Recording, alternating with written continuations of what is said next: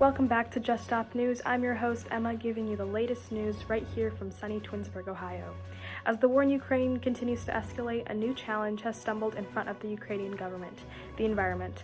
Today, we discuss the environmental crimes of Russia and if Ukraine will manage to eradicate them. The environmental impact of a single bomb falling in a field is immense. Wildlife destroyed and the release of heavy metals and toxic chemicals throughout the atmosphere. Now imagine thousands of bombs exploding in towns and cities, in manufacturing and wildlife zones.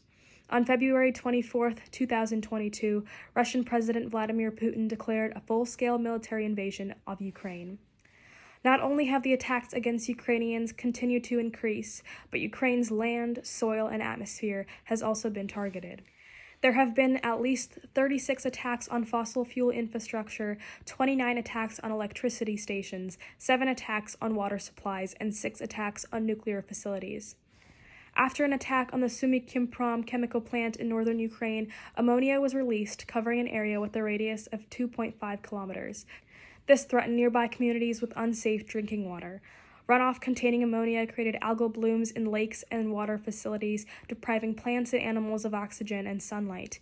Needless to say, built-up ammonia is severely toxic for the human body as well. In addition, constant forest fires caused by missiles have depleted the soil of necessary nutrients to sustain life.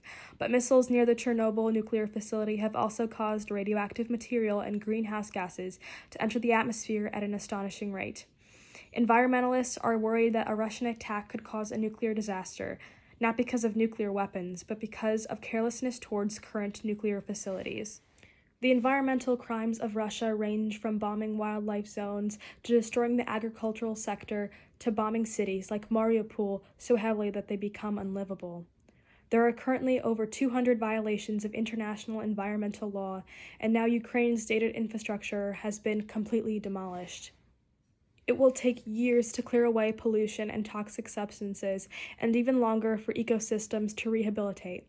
Experts say the health impacts of the environmental damage could last for decades. Although the bombings are ongoing, environmentalists insist these challenges only underscore the need for a transition away from fossil fuels and harmful industries. It's very important that Ukraine and the whole world rebuild the country in a sustainable, green, and carbon-neutral way. The task of sustainable development has become increasingly difficult in our globalized society. With the world moving forward at such a rapid pace, we begin to question whether our personal choices have an impact on the environment. Fast fashion, environmentalists call it the secret killer of the modern world. We now go to Bailey, who will share with us why fast fashion might not be as fashionable as we may think. Hello, my name is Bailey Johnson, and this is my segment on what fashion is fit for the environment. Did you know that every 5 minutes, 10,000 items of clothing are sent to a landfill? I mean, that's insane. I can't even do the math. Luckily, with my segment on how fast fashion is not fit for the environment, you can learn so many different ways to thrift so many different clothes and still be stylish. Okay, before we get into it, let's start with the basics. What is thrifting? Well, basically, thrifting is going to places like Goodwill or like Valley Village Thrift, discounted places, and getting discounted items that are gently used. Through thrifting, you're finding a one-of-a-kind piece versus buying something that has been made at a warehouse 40 times over. Everybody has.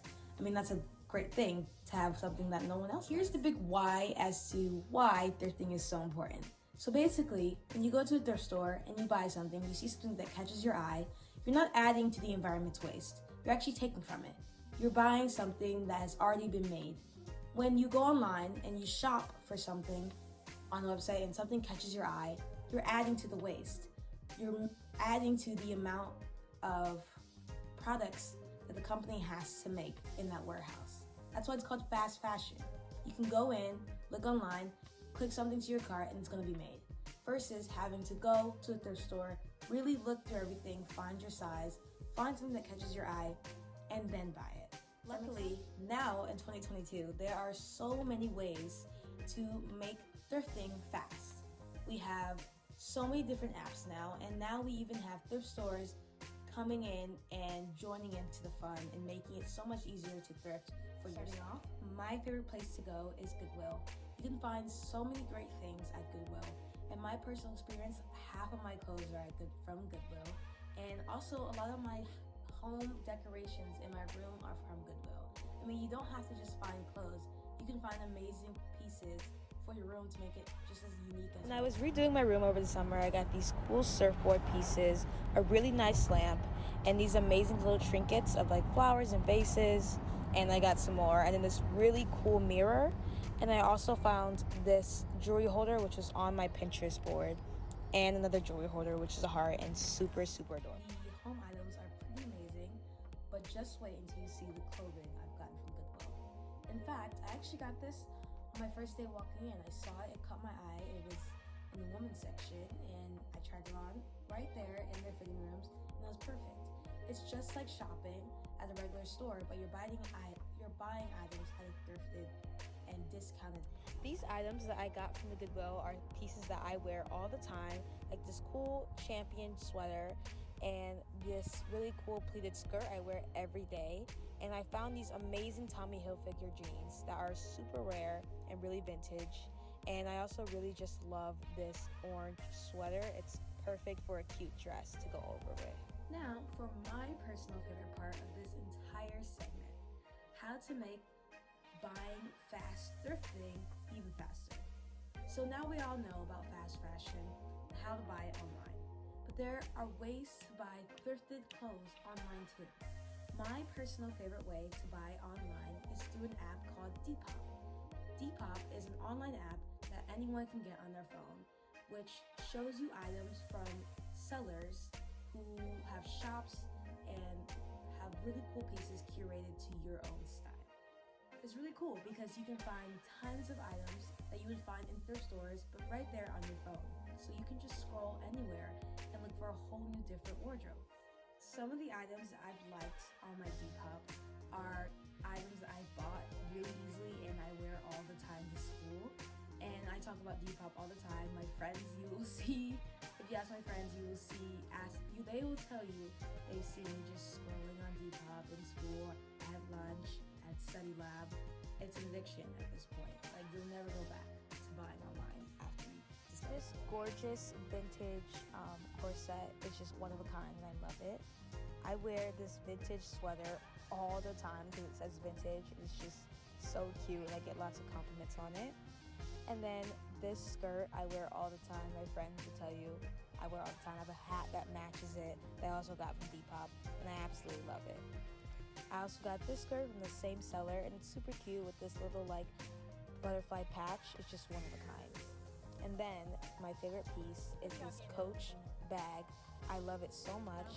It's so gorgeous and it's just amazing. I just love it.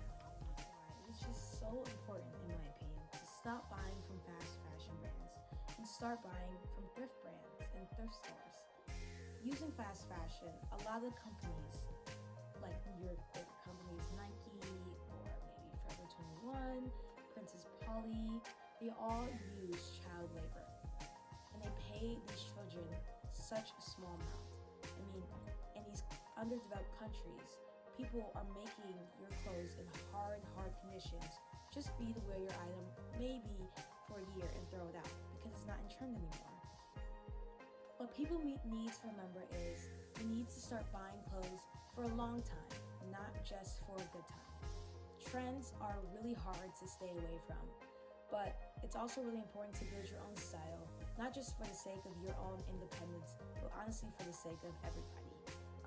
It's important that we stop buying so much from fast fashion brands and start curating our style with little pieces that you know you'll wear for a long time.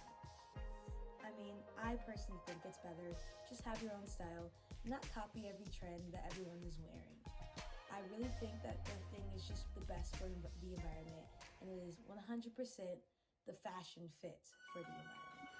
Thanks, Bailey. We can always trust you to educate us on fast fashion and our personal choices on the environment. Now we go to Carter, who will show us how recycling and sustainability can be fun and exciting. Welcome back to Just Stop News, Carter.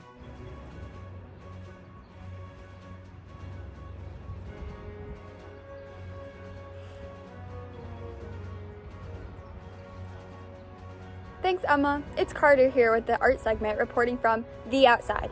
Spring is such an inspiring time of year, it's got me ready for a creative project. But as an APE student, I got to be environmentally conscious while creating. Do you know how much waste a person in America generates per day? Well, if you divide the municipal solid waste, which is a freaking 292.4 million tons, by the population of the USA, accounting for the 34.3% that is actually recycled, you get that the average person generates 4.4 pounds of trash a day. That's why today I bring you our top 8 tips to be more sustainable, particularly as a creative. Let's see it.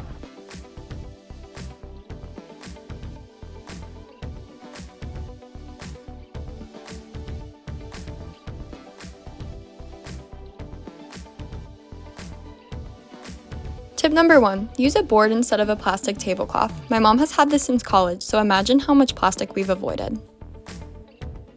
Number 2, reuse jars. Here's the cup I'm going to use for my water. It used to be an old salsa jar.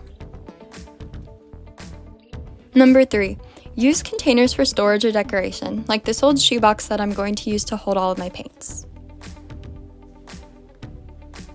Number 5, save trash for a potential project. I love almond milk, so I always have milk caps on hand. I also had strips left over from envelopes, plastic balloons, and paper towel rolls that I'll be using in my project.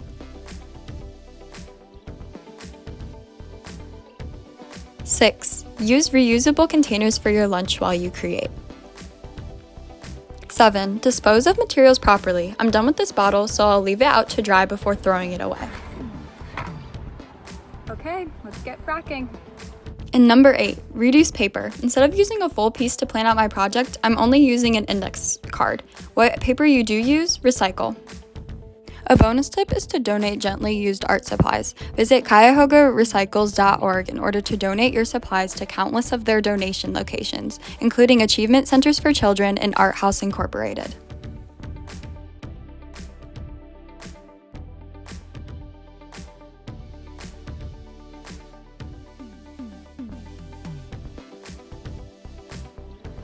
Unfortunately, that's all the time we have today, so this is all I really got started. I'm kind of doing a model of a house or something like that, and really enjoying myself while being creative and sustainable at the same time.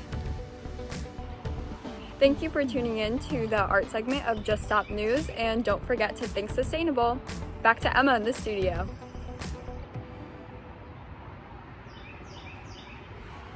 Wow, Carter. Let's just say I feel motivated to do something. We interrupt this segment to deliver a brief announcement about the endangered chinchillas that are currently living in Twinsburg, Ohio.